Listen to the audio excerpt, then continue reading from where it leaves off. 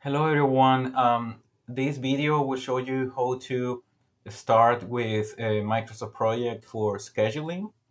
Microsoft Project, the software, is only available on computers from the university, either through labs on Holmes Hall or through the library, or through the laptops that we borrow in the CM department and also on virtual labs. So for homework or for in-class work, you have to leverage those resources. All right. So for the video today, I will show you how to do some simple scheduling based on the same worksheet that we use for the lab with Primavera. In my computer, I actually have the software installed. So project, you can open the software.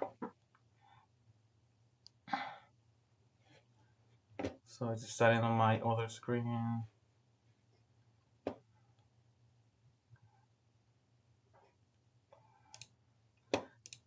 And remember that I'm gonna use the same um, worksheet that I used last time.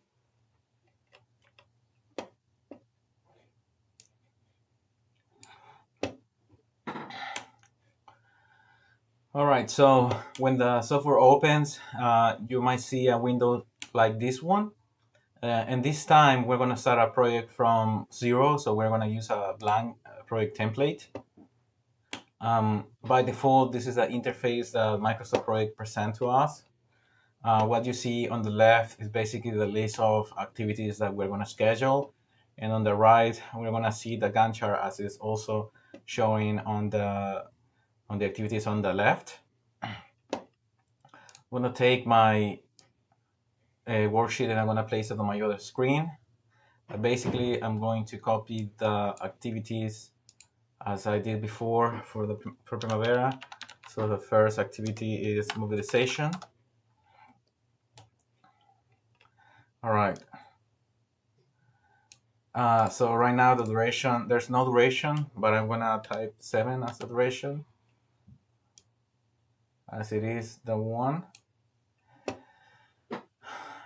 As I am adding the duration, Microsoft Project is already adding the activity in the Gantt chart here with the start and end faded because there's no relationships in place so far, and also there's no anything has been scheduled so far.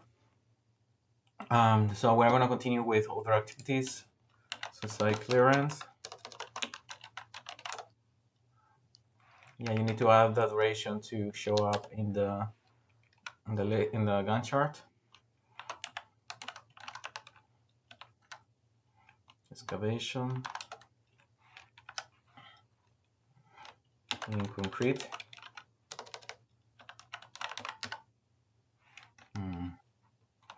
Lean concrete.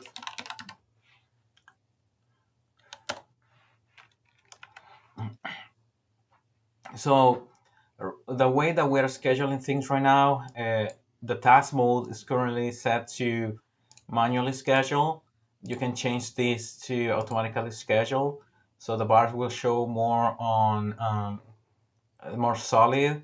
And the difference is that when you are manually scheduling, works more like Primavera, where bars show up, but anything gets updated as it goes. But when you are um, scheduling automatically, things are updated as you are working on it, and that includes the relationship. The relationships get in place as you are scheduling automatically. Uh, I will try to show you how that works, but when I am doing the relationships.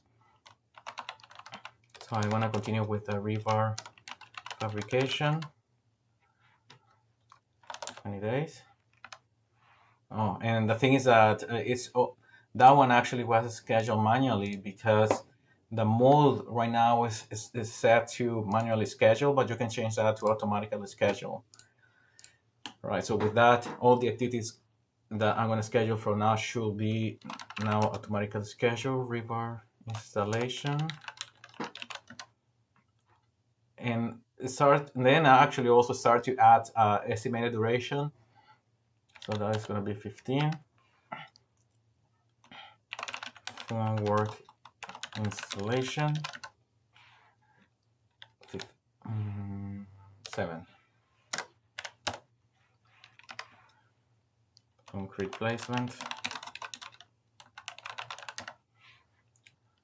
10 days. And concrete curing. 3 days. And backfilling. 5 days.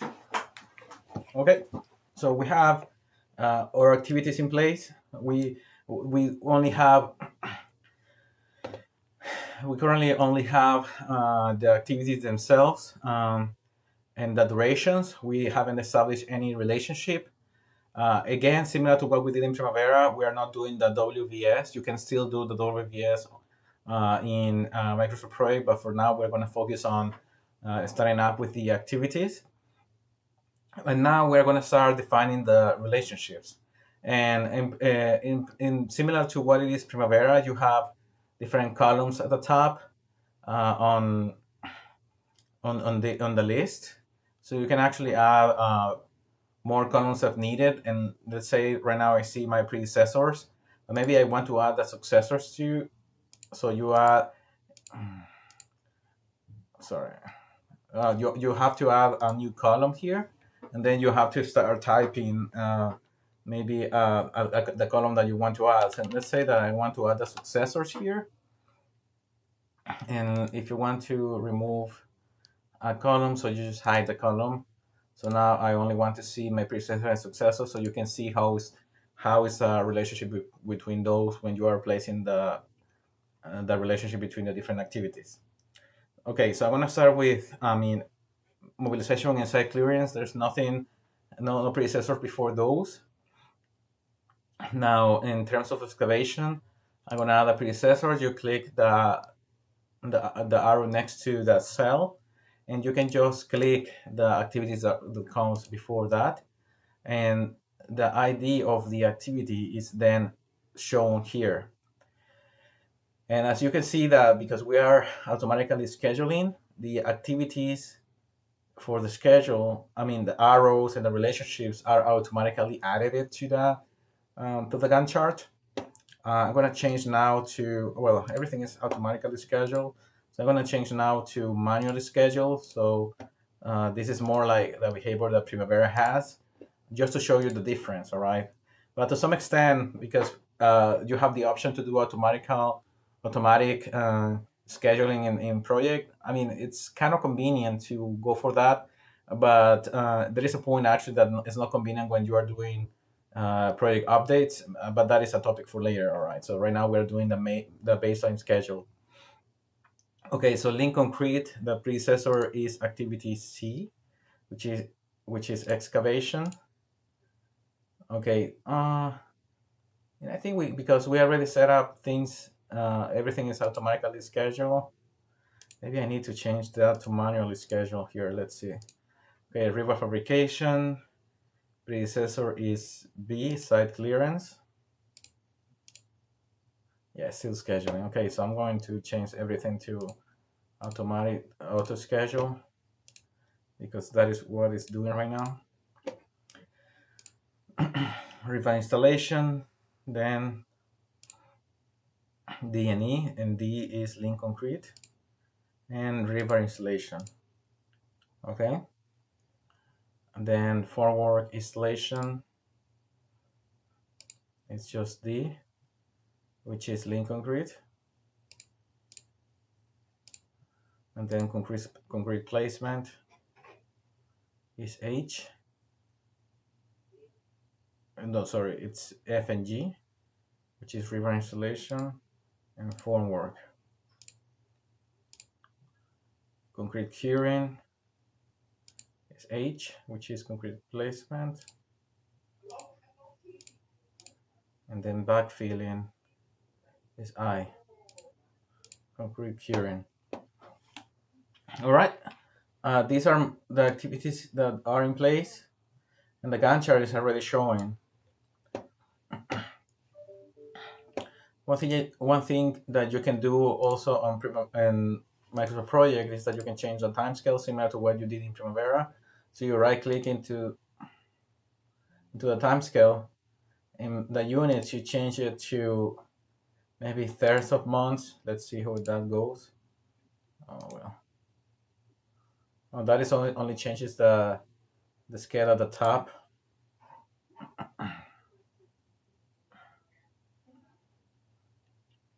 Thirds of months, maybe quarters. Oh, and you have different tiers, all right? So you have top tiers, bottom tier. So let's say for the bottom tier, let's say we have days right now. I think days should be fine. Let's change that to weeks. Okay, so now this is like that. So you have to change that bottom tier to be able to compress your scale. The other way that you can do this, well, you can actually manage the scale in the zooming on the diagram. So from this bar over here, that is another way. And similar to what it was in Primavera, you need to set things to show in the way that you want it to be printed. So yeah, you compress things as needed. Okay. One thing that you might notice is that the Gantt chart is not showing the critical path. So what you need to do for that is go into Gantt chart format here, and then you have to click to show the critical task over here. And then it highlights the activities that are on the critical path. All right.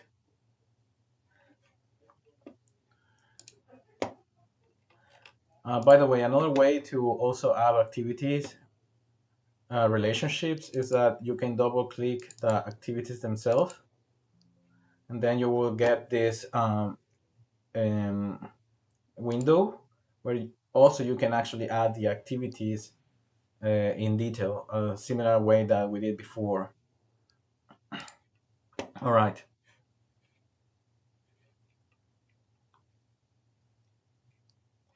Okay. Now, this basically completes problem 1 of the worksheet. But similar to what we did with Primavera, maybe we need to have to manage more complicated relationships, because so far we have defined relationships that are only basic, which means that it is only finish to start. But in some cases, we might need to have more complicated relationships. To change that, I mean, we're gonna do problem 2, which is basically changing some relationships on some activities here. So we are gonna have for activity B, the activity I as predecessor with an SS plus 4. So to add that special relationship, we need to open the window that I mentioned before. So you need to open the task information window, and then we're going to add a predecessor to that activity. It's going to be mobilization. And then on the type of relationship, we need to change that to SS. And then the lag is going to be, I mean, you can either type it, or you can actually, there are some like arrows here that you can actually click to increase or decrease the lag between the activities. And then you click OK. When that happens, I don't know if you can notice in my Gantt chart, is that the predecessor is now showing with the ID of the activity plus the type of relationship plus the lag. And this is very similar to what Primavera does, but the coding on Microsoft Project is much more simpler than Primavera. All right, so we have that one, and the other relationship that we need to do is the relationship between E and F. So I'm gonna go to activity F, which is river installation. I'm gonna open the window again. And now I need to change the relationship between river fabrication, which is E, to be Fs minus 5. And you can, with the same arrows that we saw before, you can go down, and then you are adding negative lag, which means that you are adding lead to that relationship. And then you click OK. All right. And now I'm going to, the other relationship that I want to change is that I need to remove activity I. You remove it by right clicking into that activity and then delete task, because backfilling the only predecessor was activity I, then there's no predecessor between any activity from before. So I'm gonna right click in that one again, and then I'm gonna define the concrete placement to be the predecessor with an fs of +3. Okay. Okay. Now this actually is what the updated schedule with those changes. Again, this is very similar to what Primavera does. Microsoft Project is actually more simple. We're gonna do other things later on, but I mean, this was supposed to be a quick introduction to Microsoft Project, and I hope you can practice this, and see you in class.